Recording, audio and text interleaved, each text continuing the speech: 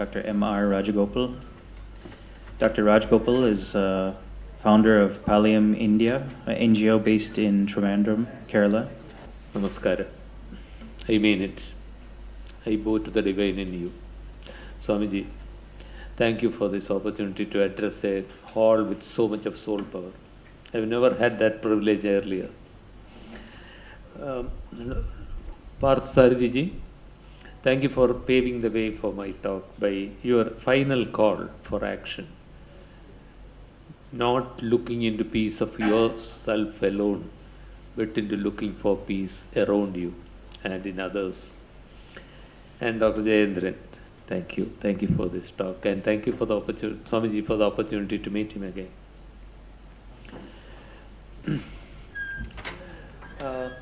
Before I proceed with my presentation, I want to tell you a story, a true story. About 7 years back, among the numerous people who come to us, was a 12-year-old boy seeking care for his mother. The mother, in her late 30s, had been living with diabetes since 4 years of age, a juvenile diabetic. As the disease progressed, she lost sensation below her waist. At that time, her husband deserted her and the child. I'll show you the house where they lived. But she lost her vision 4 years before we met. One leg had ulcers so bad that infection spread, and she was advised above knee amputation. It was not done because without a bystander, no one can get admitted to the hospital. And she had known a 12-year-old boy was not enough. One Sunday, without food, the boy was so hungry and said, "Mom, I can't bear this hunger anymore. Let us kill ourselves." The mother asked the son to hold on for just one more day. "Amma will find a way tomorrow." The way she found was to crawl across to the community health center, which was quite far away. And a kind doctor was on duty and he admitted her. When the boy had come to me, they had been there for 3 months. The diabetes still was not controlled. God came to feed her in the form of the sweeper of the hospital, who would every day in the morning prepare food, which the boy and the mother ate for breakfast, lunch and dinner. Well, we took her on. We admitted her within our organization. We could not control the diabetes either. We sought the help of an expert, a diabetologist, and a podiatrician to look after her feet, the legs. Well, she still has her leg. Kind donations from people, from the community, enabled us to pay for a paid caregiver for a week so that she could get operated for her eye. And she saw her son again after 4 years. What we as professionals did was nothing compared to what the community did. So many kind-hearted people came forward to help, like the way they help thousands of our patients.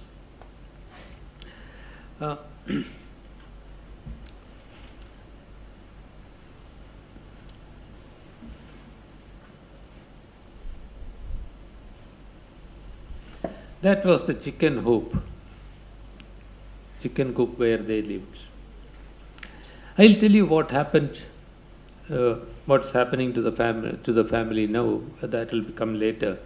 But I want to make a point and say that this is why I become part of this meeting. I'm talking about the violence inflicted. If action towards peace is sacred, this is exactly the opposite. What the society did to that mother and sons was absolute violence. They did not starve because food was not there. Food was so much of food is being wasted around us. We did not care enough to get it across to them. So that a 12-year-old boy had to think of killing himself and his mother. The diabetes did not get controlled because we did not care enough. This man had been in this position for all of 3 weeks because, he would lie down for a minute or two and then back again in this position because of cancer, lung cancer which had spread to his bones. Less than 10 rupees worth of medicines, and he could sit up again, have his first cup of tea in 3 weeks. The morphine is there. For Dr. Jayendran, it would be tincture opium. For us, it would be tablets of morphine. And he could sit up and become a grandfather again, loving grandfather. This is what is possible and what's not being done. Why is such pain relief denied to 96% of the needy in our country? Because we don't care.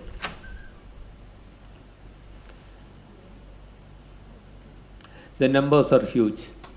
51 million in low and middle income countries, and of them, our country proudly houses 7 to 10 million of them.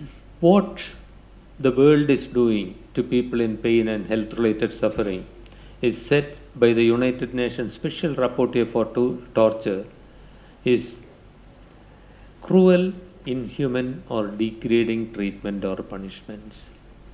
And this continues.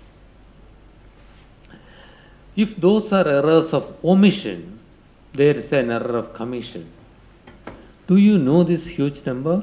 India proudly becomes one of the 12 countries where health-related destruction of families is maximum.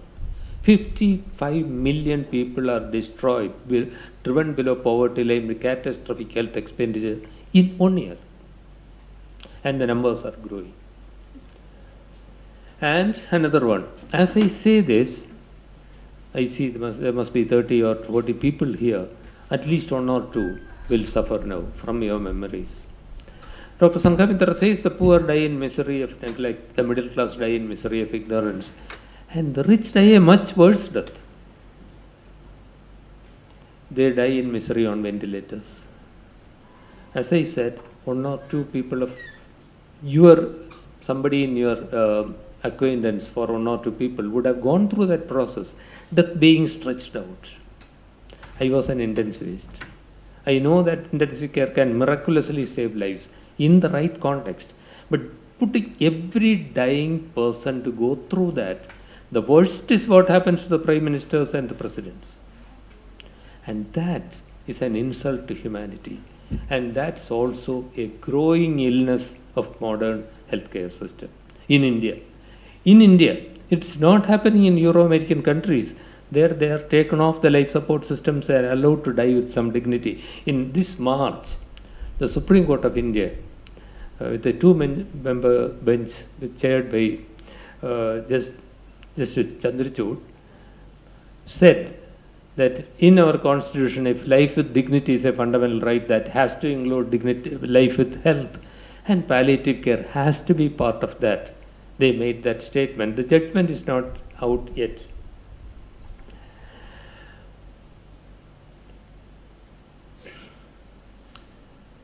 Sorry.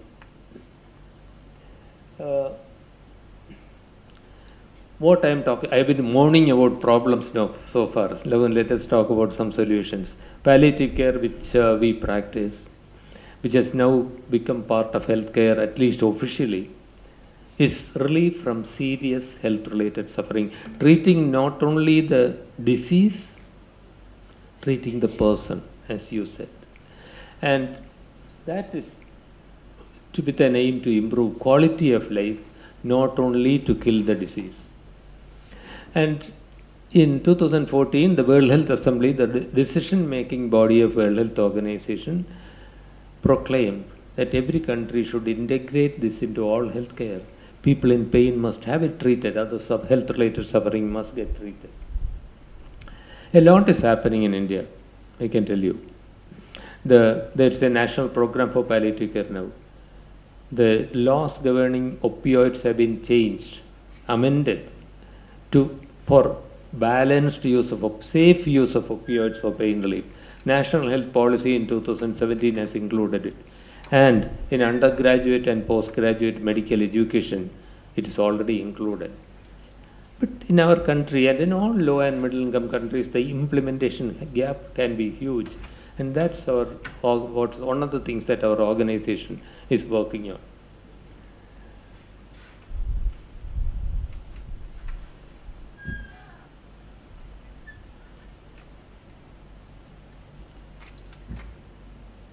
Can you move one slide for me? Somehow something is blocking me.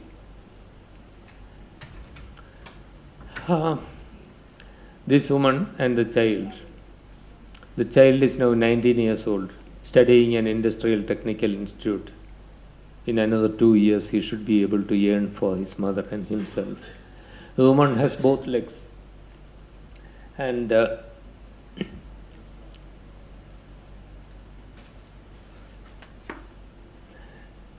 is able to walk at least with crutches. All this was made possible a little because of healthcare system, mostly because the community came together. That's the message that I have to convey to you now. We palliative care people are there as specialists, but every single doctor, nurse, physiotherapist, so medical social worker, every healthcare professional has to practice the principles, treating the person and treating the suffering and not only the disease. But see the foundation. At the foundation of everything has to be the community.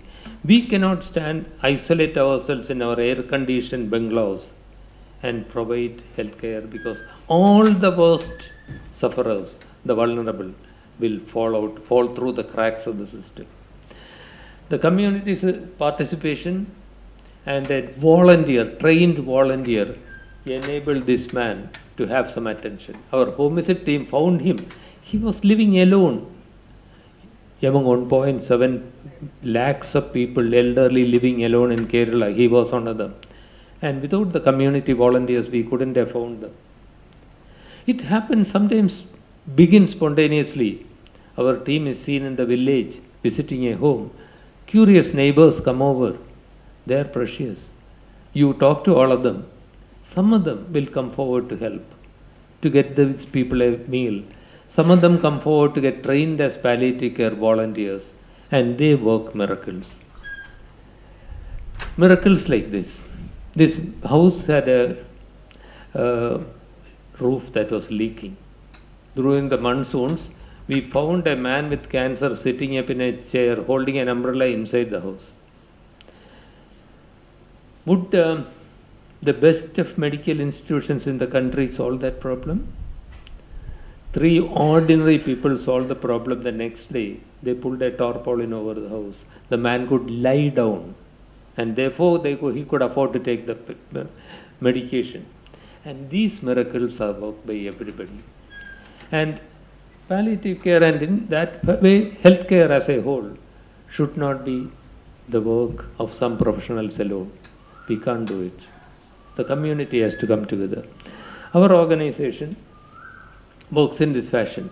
We demonstrate palliative care, we educate professionals and the public, and we facilitate development of palliative care centers. We have in all regions.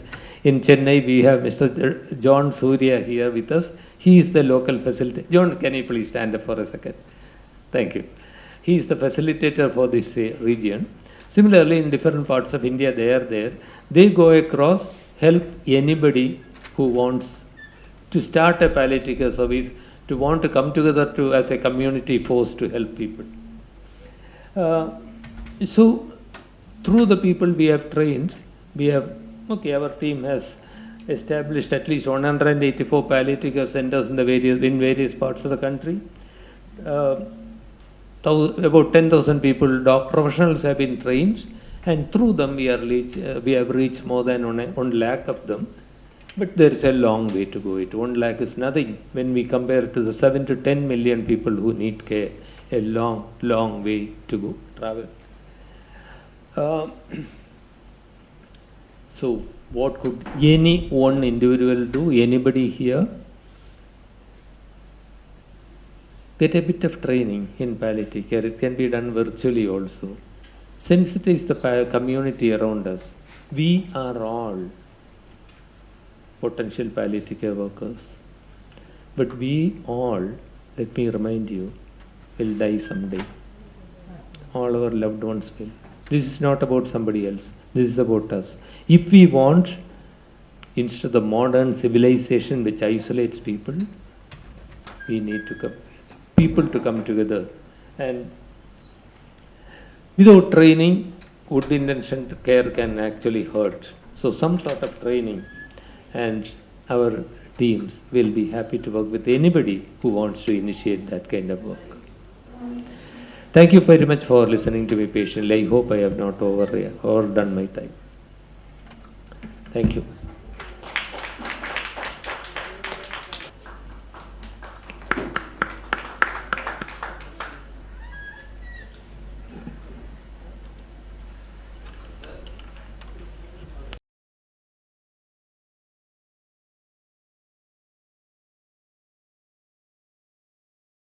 Dr. Shakir is a humble student of the Sufi master Hazrat Sheikh Abdul Qadir Jilani. His inspiration towards his master helps him in linking spirituality with mental health.